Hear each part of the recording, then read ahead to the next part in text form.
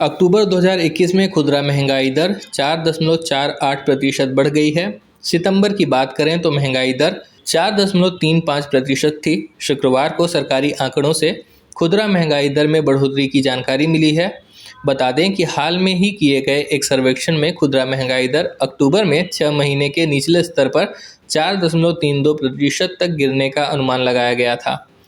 8 से 9 नवंबर के बीच हुए इस सर्वेक्षण में 43 अर्थशास्त्रियों को शामिल किया गया था।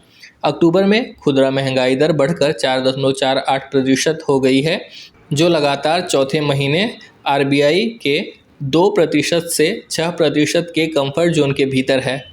राष्ट्रीय सांख्यिकी कार्यालय एनएसओ द्वारा जारी आंकड़ों के अनुसार ईंधन की कीमतों में वृद्धि के कारण तेल और बिजली श्रेणी में महंगाई महीने के दौरान 14.35% पर बनी रही। कांग्रेस नेता राहुल गांधी ने कहा कि कांग्रेस की विचारधारा अनंत शक्ति वाले एक सुंदर गहने की तरह है और यह जीवंत है, लेकिन भारतीय जनता पार्टी की नफरत भरी विचारधारा इस पर भारी पड़ गई है। उन्होंने कहा कि हिंदू और हिंदुत्व अलग अलग अवधारणाएं हैं। राहुल ने शुक्रवार को कहा कि कांग्रेस की विचारधारा जीवित और जीवंत है और वह भाजपा राष्ट्रीय स्वयंसेवक संघ की विचारधारा का मुकाबला करेगी। उन्होंने संगठन के भीतर अपनी पार्टी के विचारों को मजबूत करने और उनका पूरे देश में प्रसार करने पर जोर दिया।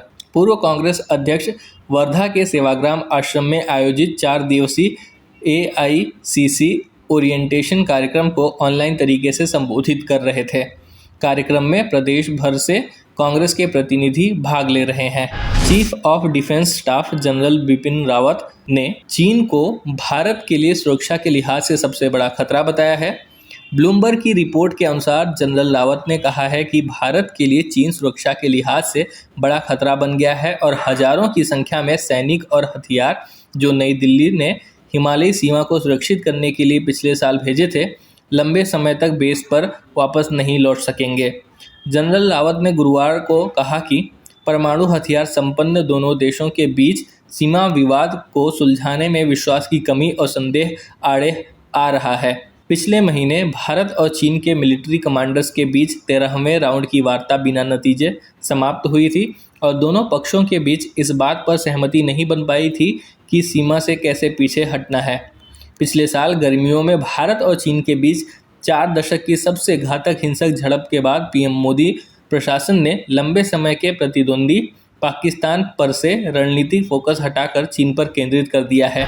जम्मू कश्मीर पुलिस ने शुक्रवार को कहा कि इस साल कई शीर्ष कमांडरों सहित 133 आतंकवादियों को मार गिराया गया है।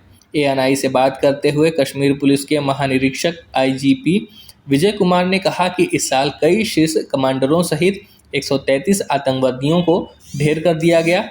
आज हुई कुलगाम मुठभेड़ के बारे में जानकारी देते हुए कुमार ने कहा कि 2 आतंकवादियों को मार गिराया गया है, जिनमें से एक कई नागरिकों की हत्याओं में शामिल था। 2 आतंकवादियों शिराज मौलवी और यावर भट्ट को ढेर कर दिया गया है। शिराज 2016 से आतंकवादी गतिविधियों में सक्रिय था और कई नागरिकों की हत्या में शामिल श्रीनगर मुठभेड़ में मारे गए एक अन्य आतंकवादी की पहचान आमिर रियाज के रूप में हुई है। सेना में महिला अफसरों की एक और बड़ी जीत हुई है। केंद्र 11 महिला अफसरों को भी परमानेंट कमीशन देगा। 10 दिनों के भीतर यह परमानेंट कमीशन मिलेगा। जो योग्य अफसर हैं और कोर्ट नहीं आई, उन्हें भी 3 हफ्ते में पीसी मिलेगा। सुप्रीम कोर्ट ने साफ किया है कि जिन अफसरों के पास विजिलेंस और अनुशासनात्मक क्लियरेंस है, वो परमानेंट कमीशन के लिए हकदार होंगी। ऐसी महिलाओं के लिए 1 महीने में विचार किया जाएगा। सुप्रीम कोर्ट ने कहा कि जिन्हें परमानेंट कमीशन देने से इनकार किया जाए, उन्हें एक स्पीकिंग आदेश जारी किया जाए। सुप्रीम कोर्ट के कड़े रुख के बाद केंद्र ने यह फैसला लिया है।